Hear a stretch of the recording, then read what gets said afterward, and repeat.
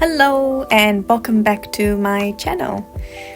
So before we get started, I just want to preface this by saying I'm not a professional animator.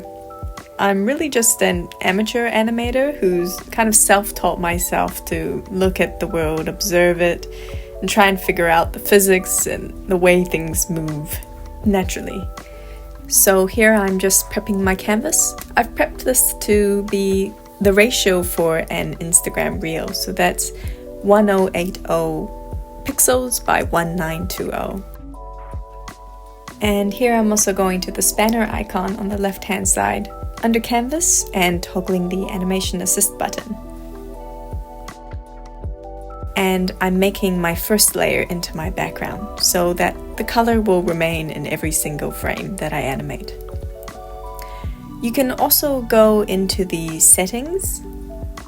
So here you can see you can customize the frames per second, which is essentially how fast it's going to shuffle through your frames, as well as the onion skin frames. So onion skins are really essential to animating, and they allow you to see the frames that you've made before or even after the current frame that you're working on, so that you can kind of see the flow of the animation.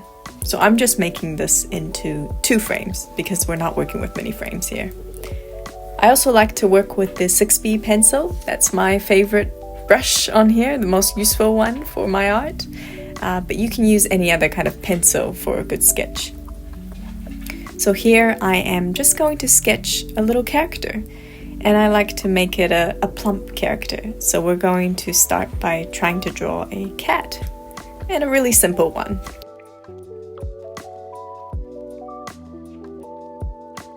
So little feet with a little tail and some ears.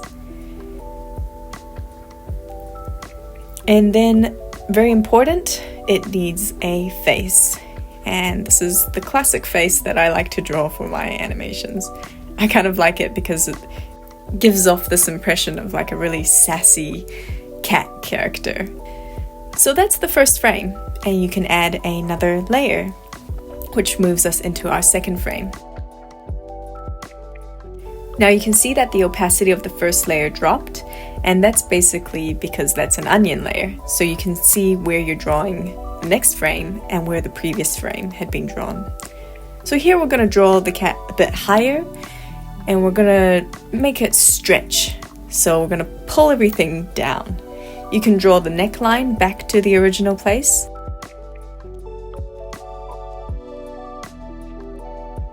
And then you can just trace everything else. So we've got little feet.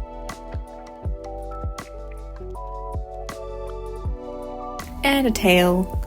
And this can be really rough, and you can always go back and readjust it.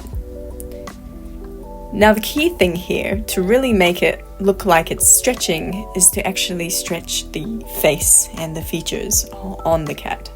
So we're going to stretch the eyes downwards, because when you pull something, kind of everything on that object gets elongated. So here you can see the first frame, the second frame, and the third frame is actually just going to be reusing the first frame. So just duplicate that first frame and pull it up above the second frame. For the final frame, we're going to squish that cat. So we're going to start the cat's face kind of midway down the cat's original first layer, and we're going to make it real chunky. We're going to make the cheeks really plump, so we're going to make them bulge out, and we're also going to make the body bulge out.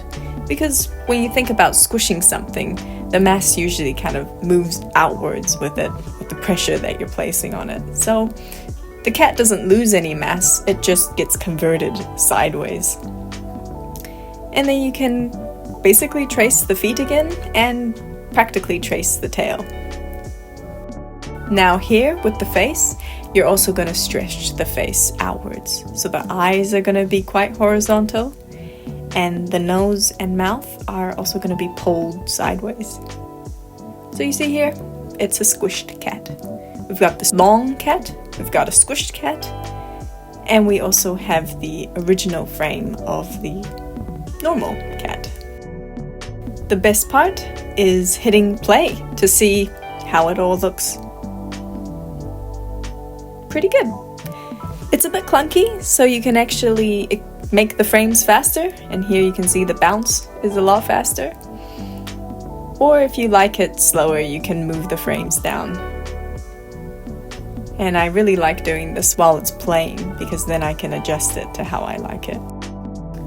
So if you're happy with the overall shape, you can go back in and clean up your lines, as well as add some color. And that's a very simplified tutorial on how to make a squishy cat. If you liked this tutorial and want to see more, leave me a comment below and I'll catch you later.